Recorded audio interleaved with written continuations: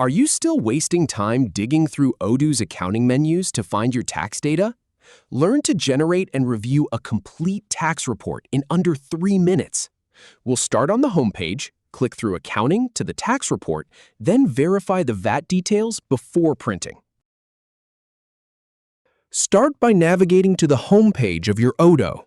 Once you're there, click on Accounting to open the module. Then head to the top bar and click on Reporting.